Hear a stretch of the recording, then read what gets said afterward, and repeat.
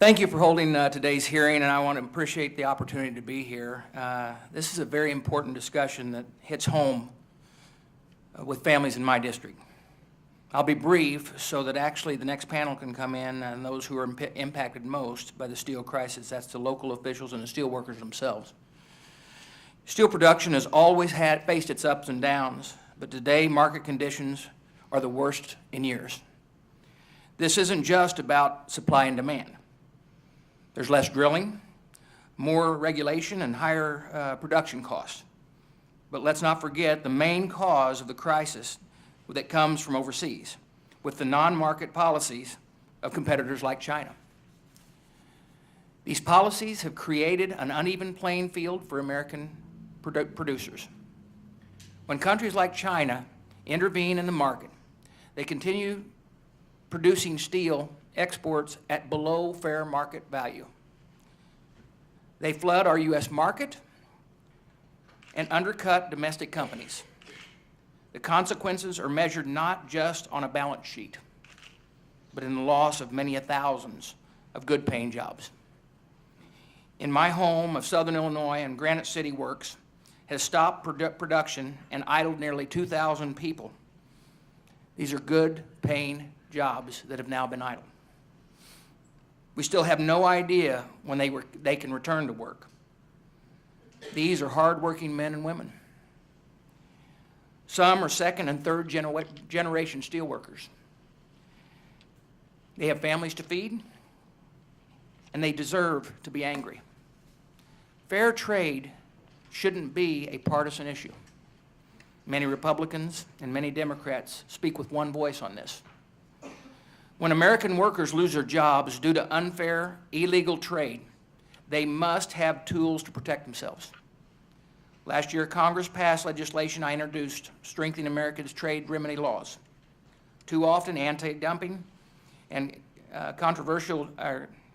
countervailing duty investigations force domestic companies to suffer permanent damage before they can seek help.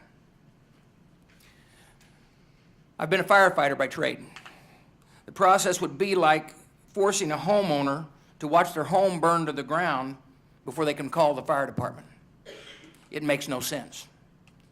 Because Congress acted in a bipartisan fashion, we now have the tools to put the fire out when they first see the sparks. The law allows the government to select the most adverse facts available.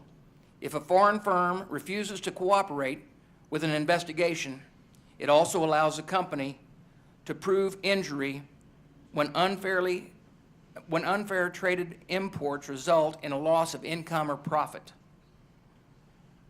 And it permits the Department of Commerce to more quickly impose preliminary and final tariffs on illegal trade promotions or production. These measures are fully compliant with existing trade agreements. We shouldn't hesitate to use them. We've taken some steps in the right direction with rulings on recent anti-dumping and countervailing duty petitions.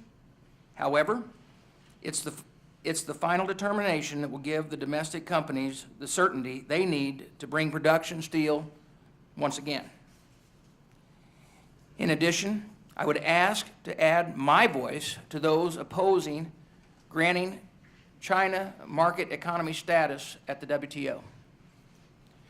China is not a market economy, and granting them this concession would make it even more difficult to fight steel and other production dumping. In closing, I argue and urge you to please remember the voices of the steel workers here today. They're on the front lines of the battle, and they are hurting. Let's continue to fight for them and remember who we're fighting for. I just want you to know that when you look at these ladies and gentlemen every day, all they want to do is have the opportunity to work and have the opportunity to do it in a fair manner. And I thank you for the opportunity to speak before you.